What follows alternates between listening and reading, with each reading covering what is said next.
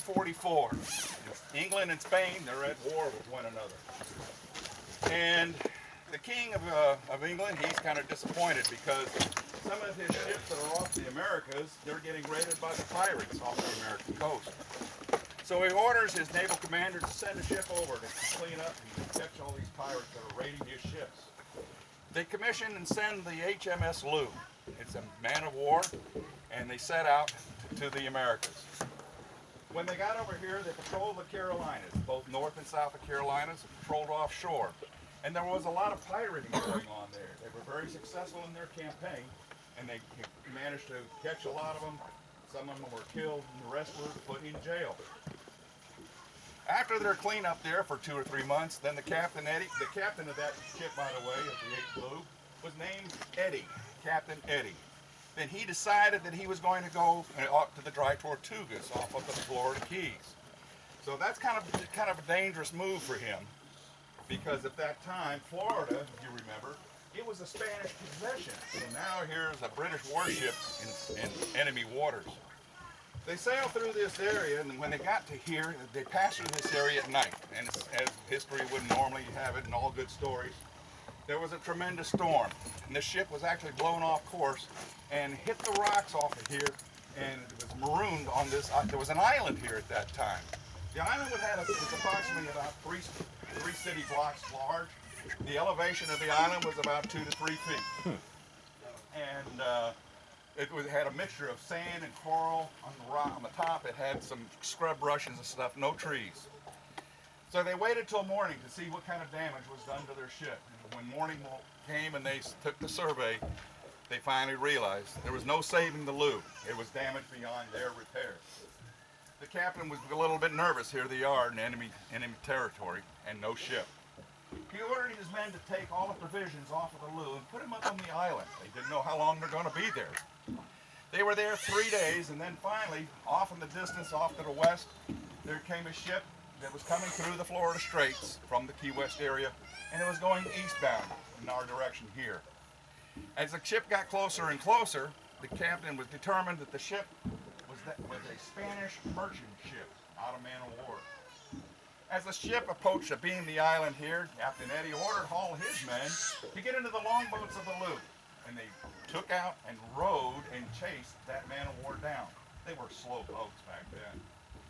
As they caught the man of war, they took command and took control of it. They sailed the Spanish merchant ship back here. They anchored offshore. Captain Eddie said, "Take the provisions that we have on shore, put them on this Spanish ship." They put as much as they could. They couldn't get it all on there. It was such a small ship, and it already had supplies of its own. So the captain told the crew, he said, "Well, what we can't get on the ship, I want you to set fire and burn it." And he said, "I also want you to burn the Looe." And so they did. And now the reason he told his crew to do that, the Indians on the shore of the mainland, if you will, over there, they were trading with the Spanish. And Captain Eddie was afraid that the provisions that they had would be traded, and they would go to the Spanish, and they'd be used against their own self in future battles. After they set fire to the Looe, and they took off, went down to Nassau. There they resupplied the ship entirely for the long voyage back home.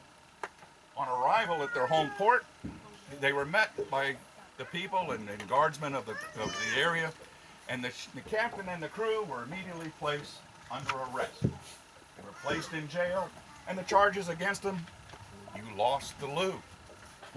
When the time came to go for the trial, Captain Eddie spoke for his defense and for that of his crew. And he explained to the judge all the good work they had done off the Carolinas fighting the pirates, and what had actually happened, and what met the demise of the Looe here on this reef. The judge said, "Well, that's all well, fine and good, but you still lost the Looe." And the captain said, "Well, yes, I did, but it's not a total loss. I brought you another ship of kind that we can use in our country's service." The judge thought about that for a moment, and then he had to agree. There was another ship that he could use.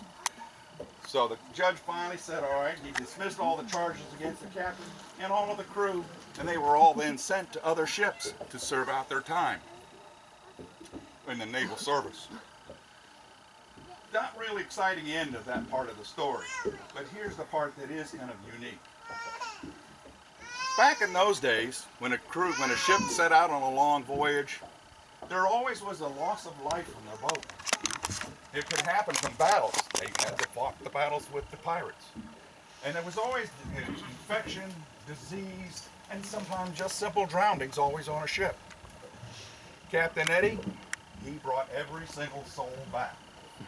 He had no loss of life. All his officers and all of his crew, he brought back home. And that was a very, very unnormal type result. It was a very outstanding feature. He was a good, great captain. There are many reefs here along the Florida Keys that are named for shipwrecks just like that happened. And you'll see them on different charts all throughout here. But this one is ours. This one was the HMS Looe, and it all happened in 1744. Your history lesson is over. All right, let's go home.